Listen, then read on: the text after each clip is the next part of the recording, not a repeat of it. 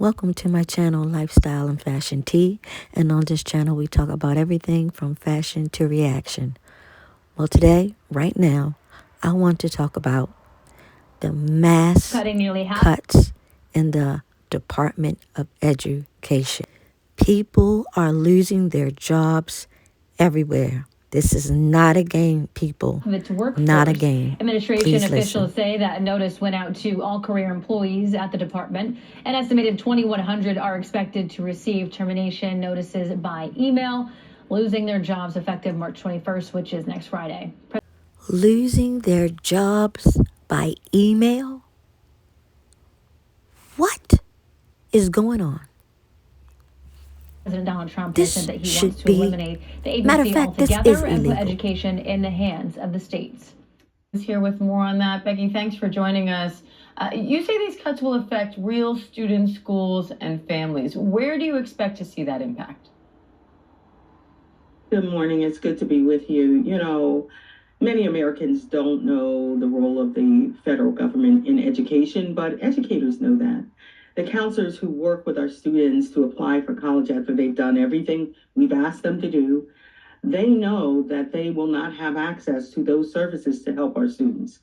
Our teachers who are in special education, teaching our students with disabilities, they won't have access to those services that are provided directly from the Individuals with Disabilities Education Act, IDEA. They won't have the direct help so that they can work with our parents and the students themselves to develop IEPs. I used to be a special education teacher.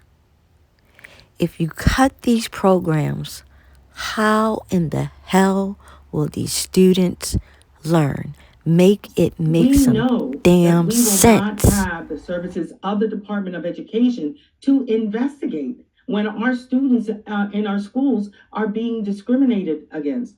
We heard all of those stories from parents, the students themselves, and the federal workers who helped our schools meet the needs of all of our students. Yesterday, just hours before Linda McMahon and Donald Trump fired half of the workers in the Department of Education. Now, the Department of Education says in a statement it will, and I'm quoting here, continue to deliver on all statutory programs that fall under the agency's purview, including formula funding, student loans, Pell Grants, funding for special needs students, and competitive grant making. And senior officials say this is a streamlining effort. So what do you say to the assertion that the department needs to be more efficient? Let me be clear. You cannot fire half of your staff and think you are going to meet the needs of all of the students in every school district across this nation. Facts. That's not possible. 100%. No one believes that. And let's be clear. The Trump administration has already said that it's going to slash education funding. And so what I've been telling people to do is they need to follow the money. As the funding bill is working its way through Congress, we are already seeing funding levels being proposed that will not be able to meet the needs of students, that will slash those over 400,000 jobs that the federal government, education jobs, that the federal government pays for in communities all over this country. Every single state will be impacted by these cuts. Now, Education Secretary Linda McMahon says the steps to dissolve the agency are rooted in allowing families the right to a quality education through school choice. She says kids shouldn't be stuck in failing schools, and their parents deserve the right to send them to better schools through various programs and voucher systems. What's your response to that? Let's be clear. This administration is focused on destroying public education through vouchers and privatizing those schools, taking money out of the schools where 90% of our students go, 95% of our students with disabilities. I taught middle school science for 31 years, and I know the impact of taking money out of our public schools will have on those very schools. We know not only will class sizes balloon, but we know that math and arts programs will be slashed. We know that we won't have the funds to feed our kids so they can come to school ready to learn every day. All right, National Education Association President Becky Pringle, we appreciate your time today. Thank you. Thank you. First steps toward dismantling the Department of Education, slashing about half the department's workforce. Today in New York's Tracy Strahan's live from the newsroom now to explain. Tracy. Well, Darlene, at the start of this year, the Department of Education had more than 4,000 employees. Now, today, roughly half of those positions will be terminated, all part of a federal department that President Trump has promised to eliminate altogether. Now, in a news release, the DOE said career employees who received termination notices today are going to be given an opportunity to come back to their offices to turn in government property and clean out their desks today. Already 600 workers have accepted offers to step down. Education Secretary Linda McMahon said these layoffs are the first step on the road towards President Trump's mandate to shut down the department.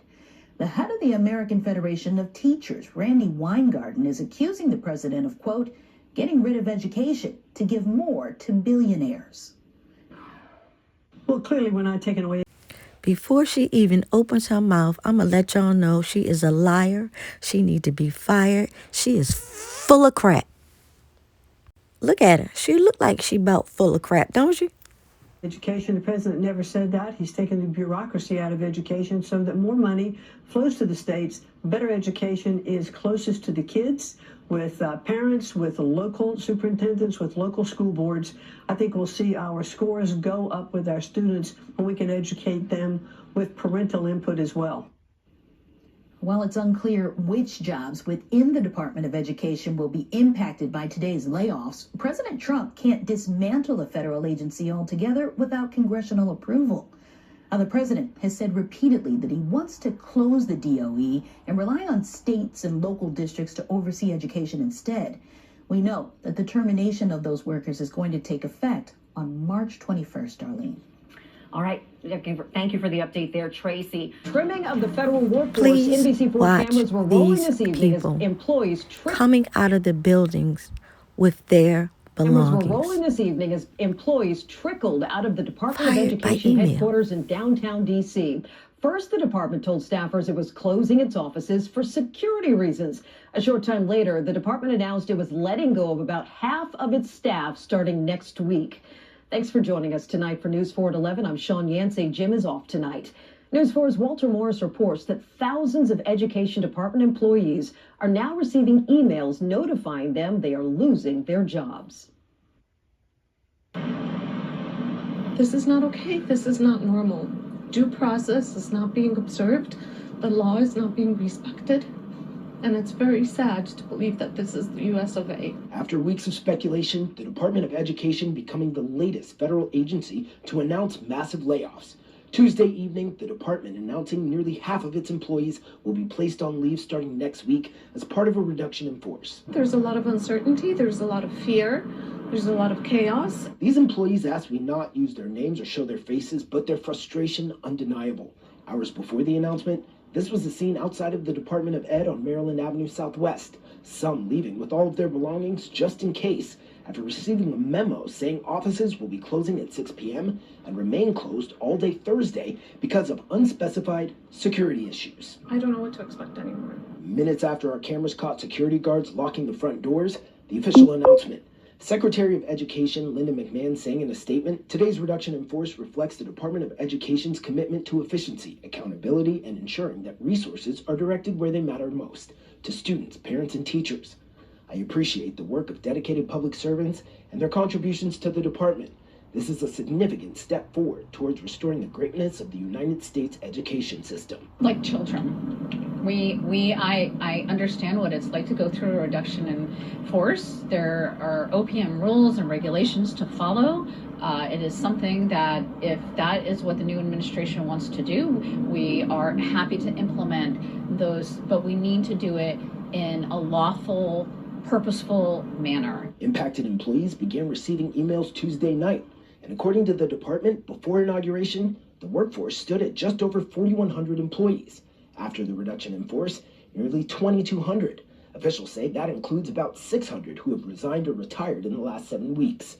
The department says due to collective bargaining agreements, laid-off workers will get full pay and benefits until June 9th, along with severance based on time served. Sad and furious and betrayed. We offer a valuable service to this country, and instead we are being treated like the villains. And again, according to that announcement, those impacted employees will be placed on administrative leave starting next Friday, March 21st. In the district, Walter Morris, News 4. NBC News reports all employees working out of the Department of Education's regional offices in San Francisco, New York, Boston, Chicago, Dallas, and Cleveland will be fired as part of these layoffs.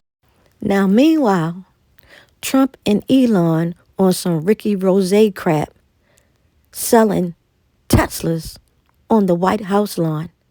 This some bullshit if I ever saw bullshit.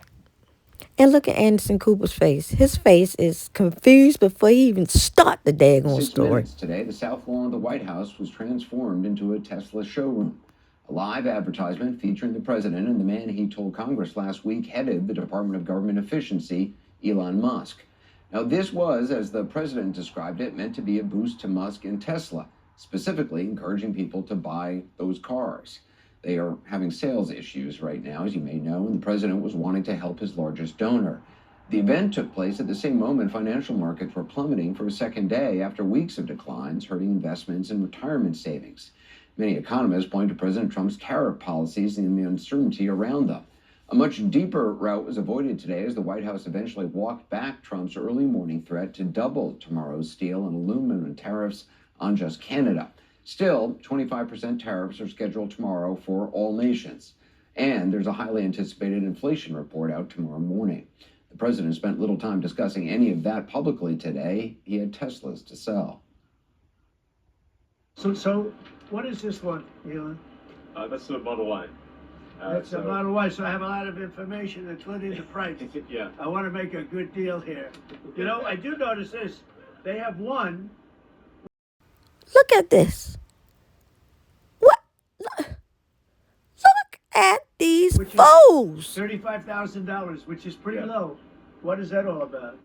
Yeah, what is all that about? Indeed, a photographer for Getty Images captured the shot of the script the president was reading. You may recall this happened a number of times with President Biden as well. Above the president's thumb there, you can see the Tesla models to mention, as well as their prices. And below his thumb, you can see the part about how Teslas can be purchased as low as $299 a month or $35,000. It only got more surreal. It's like driving a golf cart, basically. That's good. Very simple. It's very simple. So it's literally like a golf cart that goes really fast. Now, minutes before he said that, the Dow closed down more than 478 points, or just over 1%. The president did make a few comments about the markets and economy. Do you and your tariff policies right now bear any responsibility for the turmoil we're seeing this week? Biden gave us a horrible economy. He gave us horrible inflation. And I think the market was going to go very, very bad. Well, keeping him honest, the S&P 500 was up over 23% in 2024. And as for his statement that the market was going to go very, very bad, that's not what he said about how the markets would be if he was elected. And it's not even how he spoke about the markets just last month. We're on the verge of soaring markets. Well, Trump said that on February 19th. On that day, the Dow and S&P were up for the year over 4%. 2 days later, markets declined after a monthly report showing Americans feared higher prices because of tariffs. Markets have continued to fall ever since. Today, he also took a third swing at a question that sent markets tumbling yesterday. I think there will be a recession. I don't see it at all. I think this country is going to boom. But as I said, I can do it the easy way or the hard way. The hard way to do it is exactly what I'm doing, but the results are going to be 20 times greater. By the way, a lot of stocks may have been down today, but Tesla's ended the day up nearly 3.8%. We begin tonight with CNN Chief White House correspondent Caitlin Collins, who also anchors The Source at the top of the next hour. I guess today was certainly a sign of how much the president supports Elon Musk. Yeah, I mean, he was bothered by the fact that his stock was down yesterday. He brushed off the fact that the stock market overall faced steep declines yesterday, Anderson, the steepest of 2025, and since Trump has retaken office.